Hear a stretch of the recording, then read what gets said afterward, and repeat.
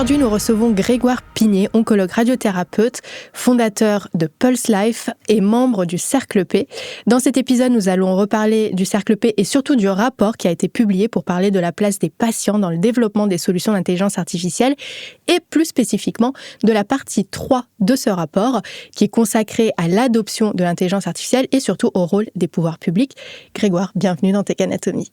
Merci Anka, ravi d'être là. Alors on va commencer par un constat fort du rapport. L'IA aujourd'hui n'est ni tout à fait un enjeu collectif, ni tout à fait une priorité des pouvoirs publics. Pourtant, c'est un sujet qui a beaucoup de potentiel. Comment tu expliques ce décalage ? Alors, l'IA en santé, c'est un sujet complexe. Par quoi on peut commencer ? En fait, il y a de nombreux enjeux, que ce soit la pénurie de médecins d'un côté, on a l'évolution des dépenses des médicaments, on voit avec le rapport de l'assurance maladie d'hier que ça augmente fortement. Il y a une grève des médecins en ce moment, donc il y a vraiment énormément de sujets différents. Et la raison pour laquelle c'est difficile à émerger, c'est qu'on a globalement une équation de santé publique qui est insoluble. On a de plus en plus de patients polypathologiques âgés. On a aujourd'hui des dépenses qui sont considérées comme au taquet de ce qu'on est en capacité de faire. Et pourtant, avec les patients polypathologiques âgés, on a besoin de plus de soins. La médecine progresse, donc se complexifie, donc on a besoin de plus de soins. Et en même temps, tout ce qui est innovation, nouveaux médicaments, même solutions d'IA, ça augmente des coûts. Et donc, on est déjà dans un système qui est pas économiquement viable. Il va encore pas l'être demain. Et donc, c'est pour ça, à mon sens, que l'IA n'est pas encore aussi ancrée. Pourtant, on va voir, et on va en discuter là, il y a des choses qui se passent et l'IA médicale, l'IA en santé va pouvoir aider à rééquilibrer cette équation de santé publique.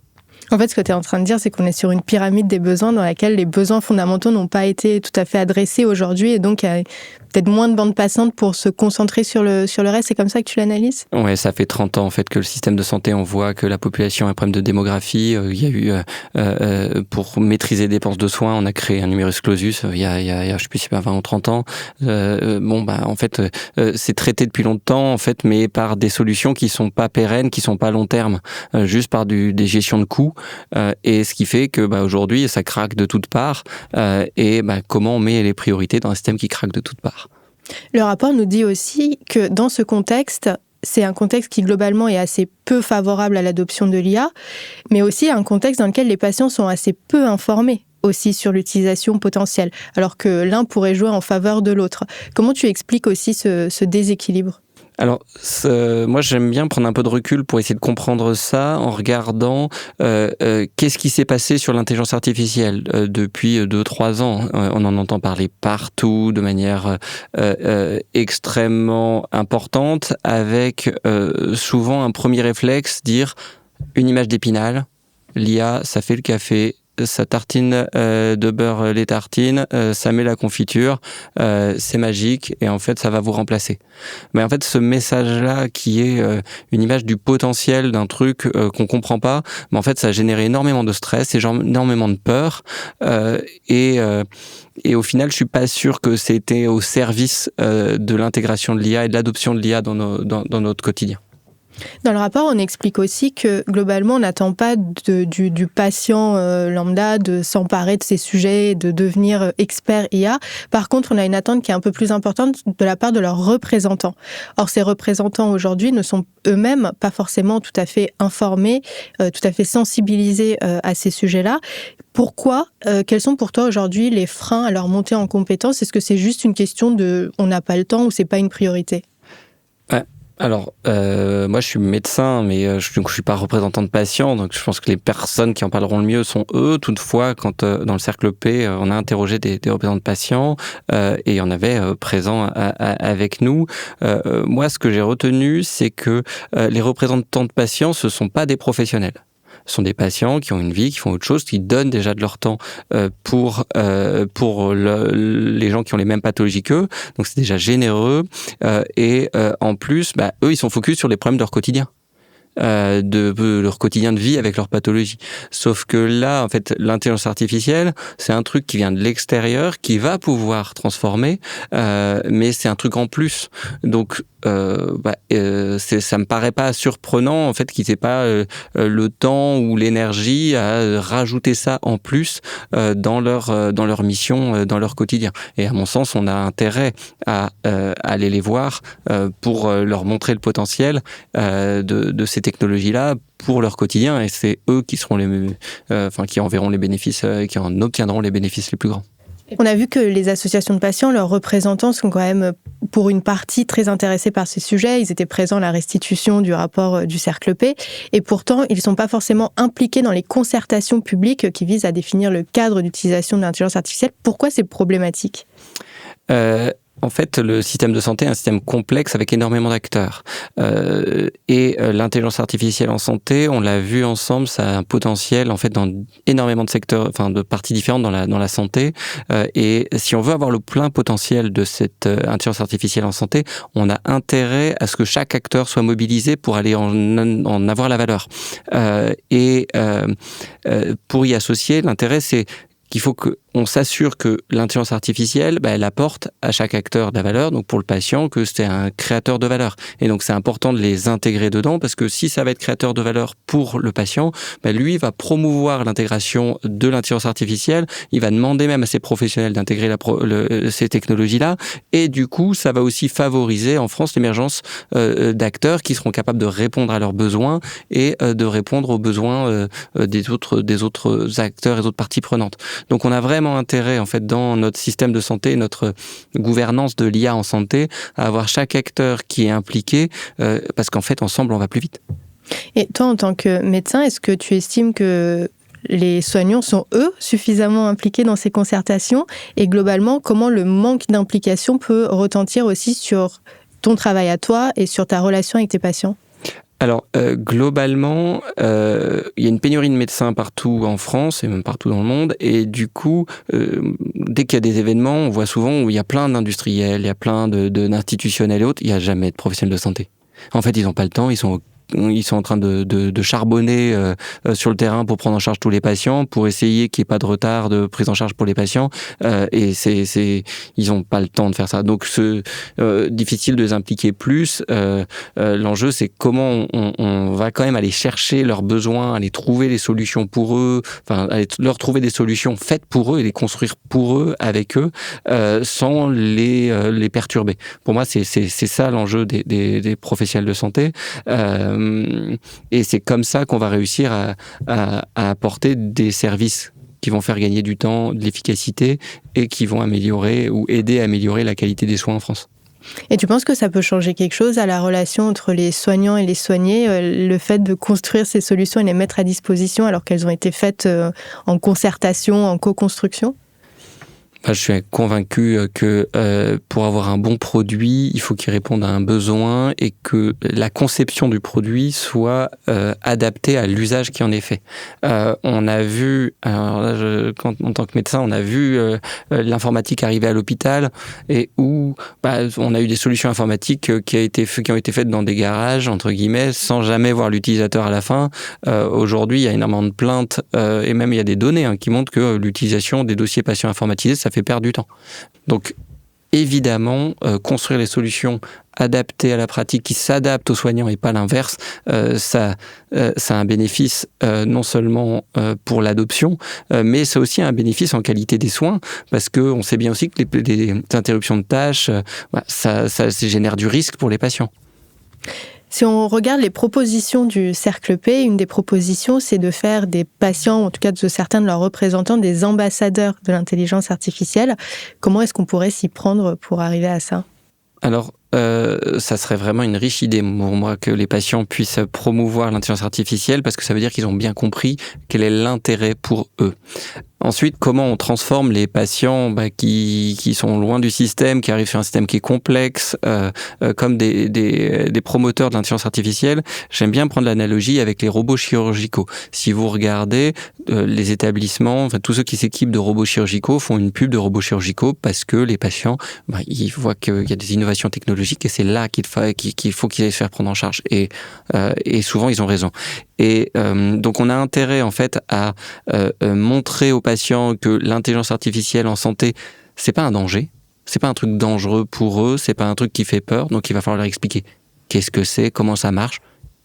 Comme tout, même le robot chirurgical dont on parlait 2 secondes, il y a des bénéfices, il y a des risques, mais ils sont juste différents. En utilisant des outils d'intelligence artificielle, il y a des bénéfices et il y a des risques que le professionnel doit gérer.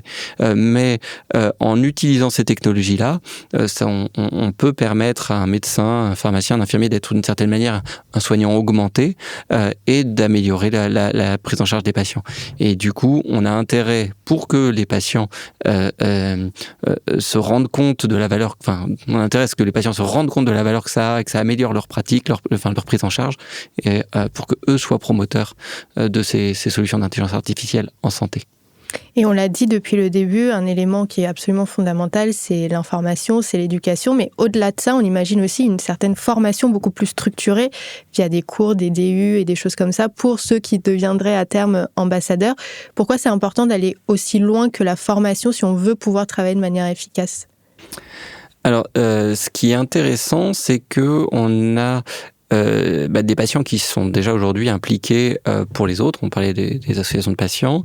On a aussi des patients qui se forment déjà. Je crois qu'il y a une université des patients et donc qui se forment déjà. Et donc dans la même logique, si on prend 2 éléments, d'un côté, on a vu les effets néfastes de l'image d'Épinal de l'IA, qui est une machine à tout faire, qui va remplacer le professionnel.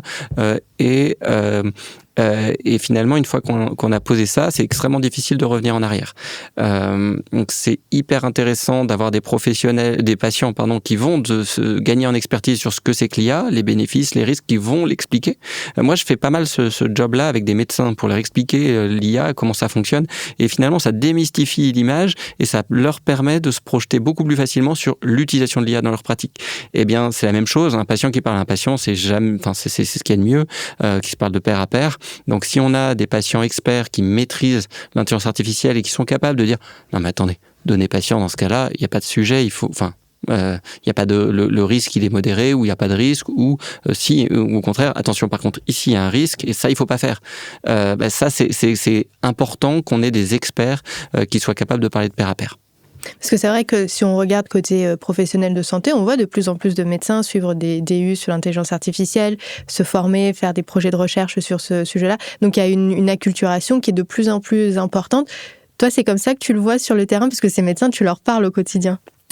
On voit qu'il s'est passé un grand boom avec une communication grand public sur l'intelligence artificielle qui a généré d'énormes peurs, mais en même temps, il y en a certains qui en ont vu l'opportunité, ces gens-là dont je fais partie.